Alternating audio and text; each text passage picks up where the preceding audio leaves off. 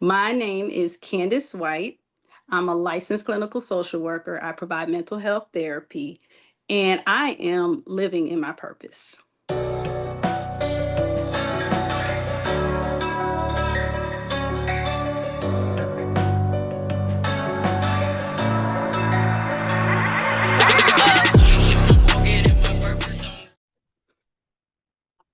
So today with us on Stool Talk, we're honored to have a special guest with us. Here on Stool Talk, we walk in our purpose on purpose, and today's guest is definitely doing that. She's a remarkable woman, a devoted mother, a loving wife who is making a profound impact on licensed clinical social work and mental health therapists with a passion for helping others as they navigate through life's challenges. She provides compassion, care, and guidance to those seeking healing around her and growth, balancing her professional expertise with her role as a dedicated family woman. Mrs. Candice, she exemplifies strength, empathy, and resilience in every aspect of life. Today we have with us the one, the only, Mrs. Candice White. How you doing today? Hi, I'm good. How are you doing? I'm doing good. I'm doing good. Thanks for being with us. Thanks for this opportunity, allowing us to spotlight you and all the great work that you do. Can you share a little bit about your upbringing and how it shaped your passion for mental health? Yes, absolutely. So thank you so much for the beautiful introduction. I'm very humbled. As far as my upbringing, I come from a very small, tight knit, loving community. I'm from Maryland originally. I've been living in Georgia for several years. Grew up in the church. And I mean, I couldn't ask for anything. I had supportive aunts, uncles, everybody, everyone in my family was very supportive, and also other community members. So it was pretty good growing up. Yes. What does family mean to you, and how has the love from the family and how has family shaped you to be the woman you are today? That's a good question. Family to me means those that care about you and your well-being. So they may motivate you, they may hold you accountable, they take care of you, and they're just there for you in general. Family doesn't always have to be blood. I have plenty of people that I call family, which is friends and family put together. But that's what family means to me. Yeah, and we were humbled and honored to have your daughter on as a spotlight athlete as well. And she spoke about family and how much it means to her. So just to see how it gets passed on from generation to generation and just see the fruits, you can judge a man and tell by the fruits that they bear. So it's definitely a resemblance in the DNA of the White family. How did your experience as a daughter of a teen mother influence your drive to overcome obstacles and create a path for you? Oh, that's a wonderful question. As far as my mom is she's this amazing woman, very talented, and she didn't let being a young mother stop her from living her dream. She's an entrepreneur, she's a wife, she's a sister, she's a friend.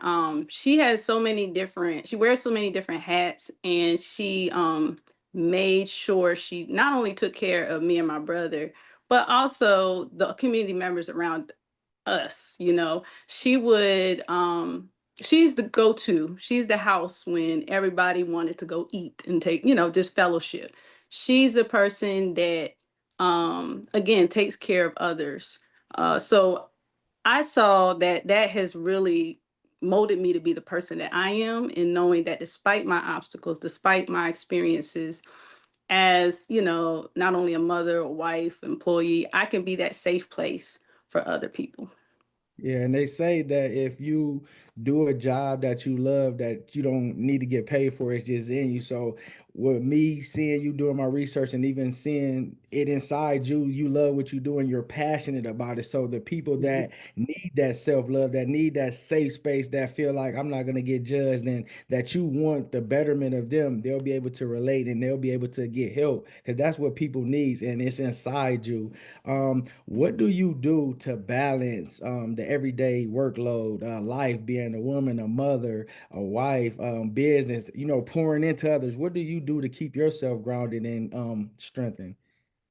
Yes. So for me, I definitely lean on God first. So that's through prayer, that's through the word, that's through people that, support me and mentor me. But I also know how to take a breather or a break. Sometimes it's just to kind of collect myself in times where I know there's a heavy load on me. So my husband knows, my, kids know, those I work with know that if I take a moment to myself, it's not anything personal. It's just that I just need a breather. So that's what I do to take care of myself. And I've been doing that. In between that, it could be music. I love music, all different types of music. It could be getting out to a new restaurant. It's whatever, new experiences also like give me a lot of life. So those are the things that I do to keep motivated and focused. Yeah, how important is it to have in any field, anywhere you work, and how important is it to have that mentorship? You mentioned having a mentor, so it's obvious you know that I don't know it or I need somebody that I can, get gain from knowledge, wisdom, or information. How important is that? It's crucial, I will say, because sometimes you feel like you have to brave it all alone, and you don't have to, no matter what age, 20, 30, 40, 50, even, on up. I felt that I had to seek mentors in every area in life, not only motherhood, but also my career, also when it comes to my marriage. I feel like if I wouldn't be who I am today without those that were in front of me. I think of my grandmother, my late grandmother. She answered a lot of questions for me because I was a very inquisitive kid. And I feel like people like that who are willing and open to lead you, and they walk the walk. Yeah. They follow God. It's and they're imperfect at the same time. But if you identify people like that in your life, you can't go wrong. Yeah, definitely. And one thing I love too about your story is grit. You get it out the mud. So when people come to you, this ain't what it looks like now. I've been through some Mhm. stuff, so you're able to allow them to see your journey. And being as a first generation college graduate and someone who was raised by a family in your home state, what challenges did you face and how did you navigate through them? Yes, that's a great question. For me, I come from a rural area. We have very few resources, and college is not like priority for a lot of the people that I grew up with, the community, simply because they are taught to be either labor workers or, people with a skill or trade, which is nothing wrong with. That's good because we need people like that in the world. But for those that want to seek higher education, you didn't necessarily have, there were some people in the mix, to support you and help you, but you had to seek it. It Yeah. wasn't like placed in front of you to here this path and here's how you're going to pay for it. And all I had to figure all of that stuff out on my own. So it was a lot of determination. It was a lot of, okay, I got to get up out of here. How am I going to do it? How am I going to be able to afford it? And it was the support of my parents. That was key right there. My parents wanted me to, follow my dreams. So anything I wanted to do, they were game, they were with it. Um, there was mistakes along the way. You had the student loans and all of that stuff. But at the end of the day, I made it. So that's really, I hope I answered your question with Oh, you that one. did. The question I had that I couldn't wait to ask was two questions. Are you everything Maryland? Are you Redskins? Are you Baltimore Ravens, Orioles? Coming up with the game? Ooh. So I will answer that easily. I'm not a huge sports fan. I will Okay. say that. But I do support the home teams before any other Okay. team. So yes, I'm all for the Ravens. I'm all for the Redskins. So in my household back home, it was always a big deal because we are literally split. We had the Cowboys. Now, for some reason, there's an association with Cowboys and Maryland. I don't know what it comes from, but there's a huge rivalry between the Redskins, or Yeah. Commanders, I should say, and the Yeah. Cowboys. So there's a split there. There's some Ravens fans. So I was kind of like the neutral ground. Like I'm all for, the home teams, whoever wins. So yeah. Yeah. And Blue King crabs and crab patties. Yeah, I heard and I seen Why We Feast on the Netflix, and I got a coworker from there, so they always was telling me about it from back where you guys from. That's the staple. They like whenever you get down there, you gotta try it because the food is amazing. Yes, yes, blue crab. So there's king crab, which is like a larger, kind of flakier crab, and then there's blue crab that comes from, the Chesapeake, which is where I'm from. I'm from the Eastern Shore of Maryland. So it is amazing. Crab cakes, I can't tell you how great they are. My mom makes them from scratch. We have crab dip and things like that. So yes, I'm very partial, and I would say I'm bougie when it comes to my seafood. Did they record any parts where you were from The Wire, the TV show back in the day? Because as that was our early views of Maryland, and you know how Mhm. rowdy and rough it was. So is that like area where you from and grew up? Not where, so I'm from the country part. Okay. I'm a little country girl. So I'm from the Eastern Shore, closer Delaware, like Okay. Eastern Shore of Virginia. So I'm on the other side of Maryland, like the tail of Maryland. Baltimore is where I went to college. So that's like the Okay. city. So yes, Okay. The Wire was recorded there. It is I mean, from the accents to the clothes to the locations, I'm very familiar with some of those locations because as a social worker, I had to go to those locations to Wow. support, kids in need. So yes. Definitely. What does purpose mean to you, and how would you help people that you help and come to you on defining walking in their purpose? That's a good question. So purpose for me is finding what makes you excited, what gets you up every day, what helps you focus, what helps you breathe. Those things that just get you all warm and tingly inside, like, okay, I get to work on this. God's giving me the next day to be able to put my talents, my skills, and whatever resources I have together to do X, Y, and Z. I actually named my daughter after the word purpose, Nia. Oh, Yeah, in Swahili, that's purpose. And for some reason, it has always dawned at me that when someone is connected to their purpose, they're literally unstoppable. When you make that connection for individuals, a lot of people have trouble with mental health because they get lost when it comes to that. yeah. So for me, I definitely feel like being able to do that, it warms my heart, it makes me feel whole, and it's just something innate. I don't know why I tend to lean towards that, but I feel like my purpose is to give other people their purpose. Wow, that's amazing. And you're definitely gonna be blessed because you're pouring into others, you're being the doer of the word, that's what the Mhm, word says. So mhm, you're definitely gonna be blessed because it's better to give than receive. And that's why mhm, I asked you, how do you balance? Because I know you're pouring out to other people and you doing so much for others, but still making sure that your strength is excellent as well. What inspired you to start Power of Our Healing, and how do you address the gaps in the community dealing with that? Oh, that's a good one.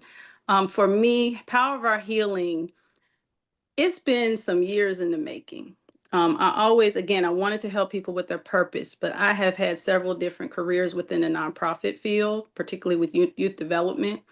And so for me, it really means how can I directly support people in my community, particularly young people, young women, um, be able to feel better about themselves, to be able to clear all the stuff, all the cloudiness, in their brain, to be able to solely focus on what is meant for them. And Yeah. so I started off with some coaching. I did do that for some years. Eventually, I got into mental health around the pandemic.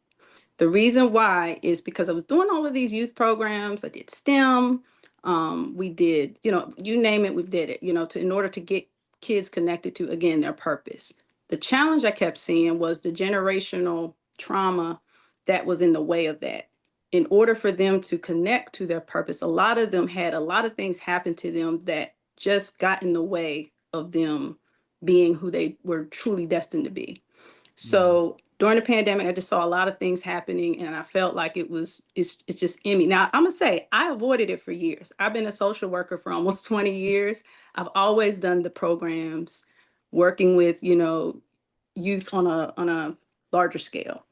Always did that stuff, and until I started seeing the impact of what transpired in the communities around that time, and even with my own kids, I said, okay, that's it. I need to directly serve those in my community. So that's what led me to it. Definitely. And that's good you use the word serve because it's always good to be of help, be a need, be an Mhm. answer to someone's prayers, problems, or anything. And when I hear the word healing, it makes me think that you can get healed in multiple different ways. Healing ain't just Mhm. something being hurt, because even if you're hurt in different ways, maybe physical, mental, trauma, or you might even be hurt and not knowing what to do. So you being able to be there for them is definitely a plus.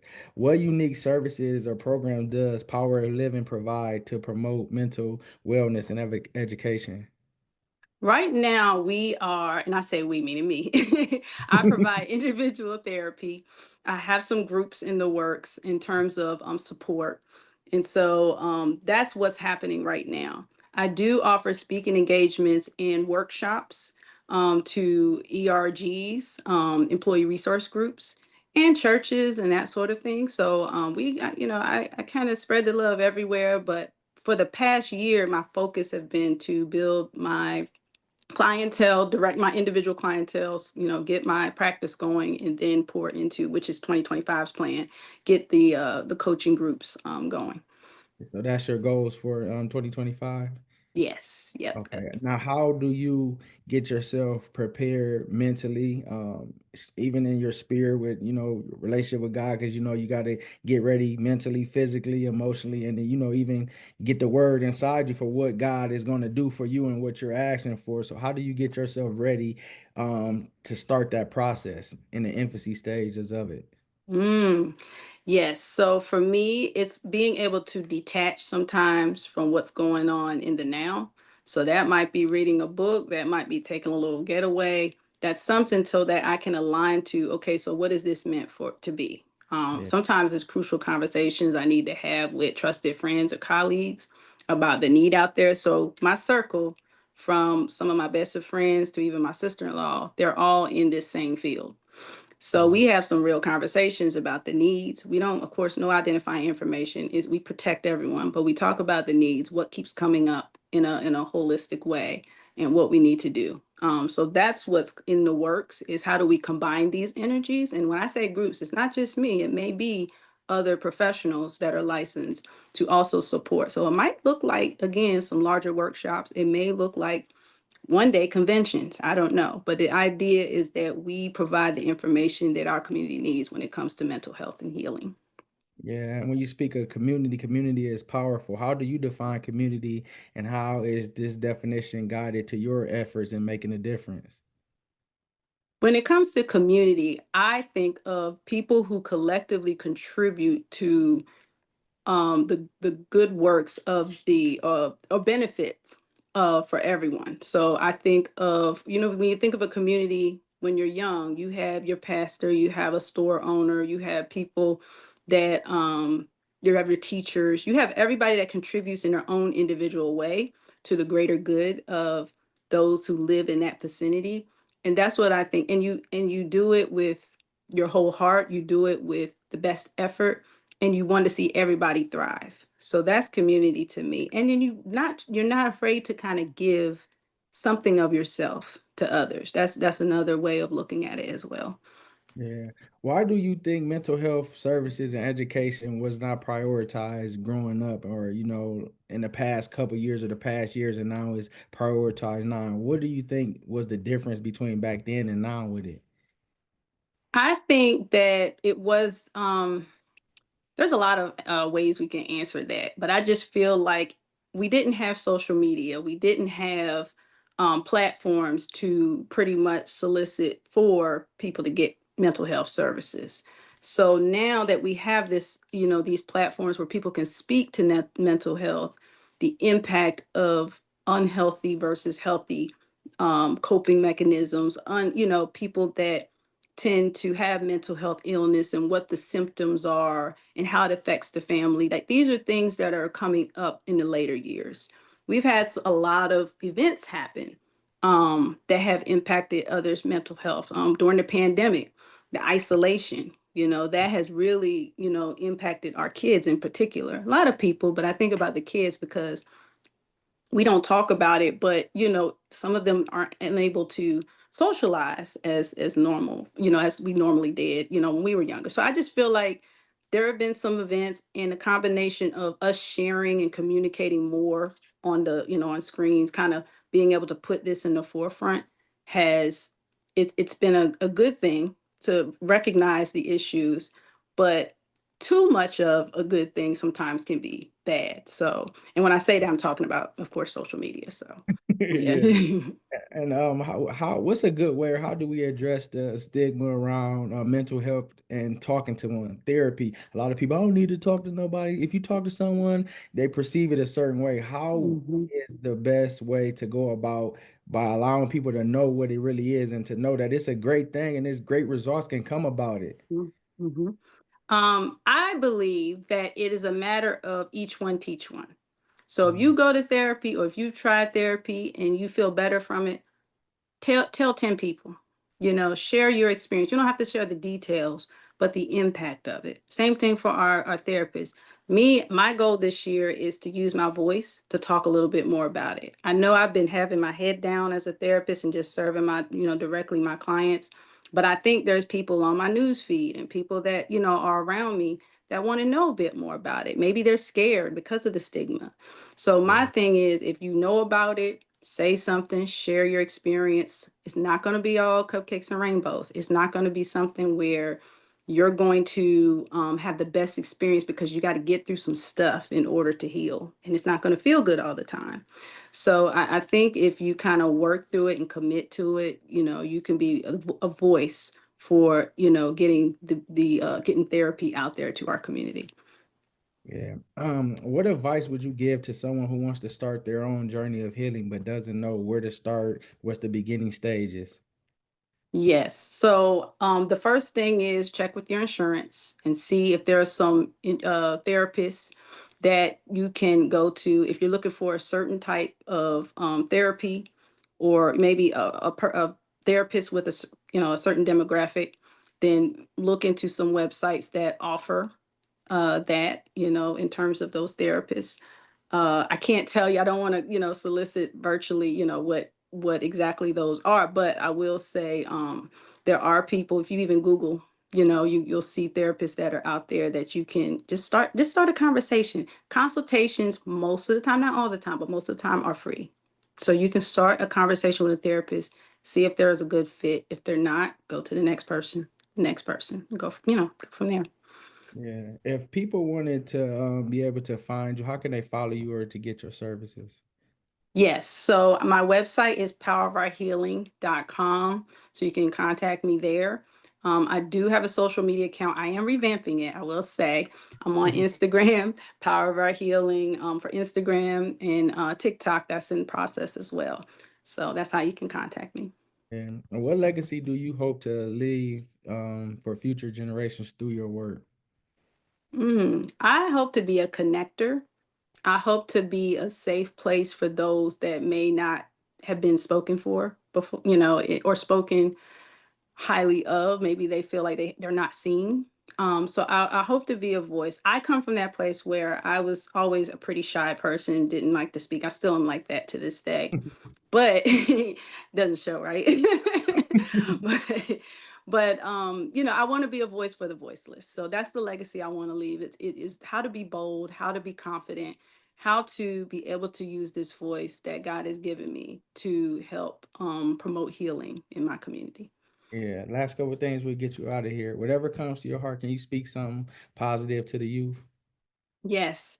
Stick with it, y'all. Whatever it is you're committed to, you can do it. Your parents, your family members, somebody's behind you. Find that loved one that pours into you.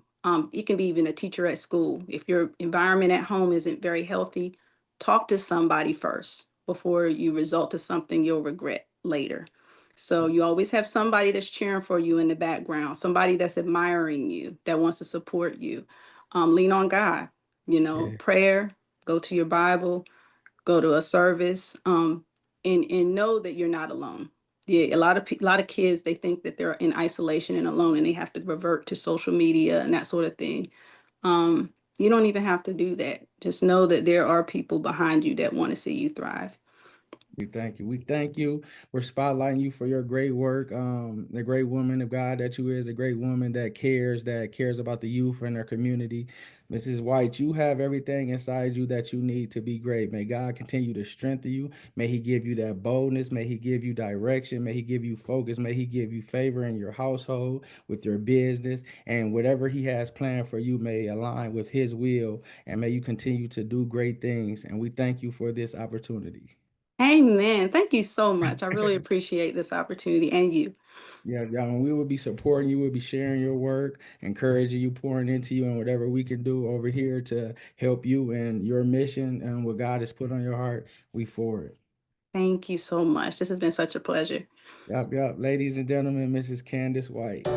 Hey, see y'all.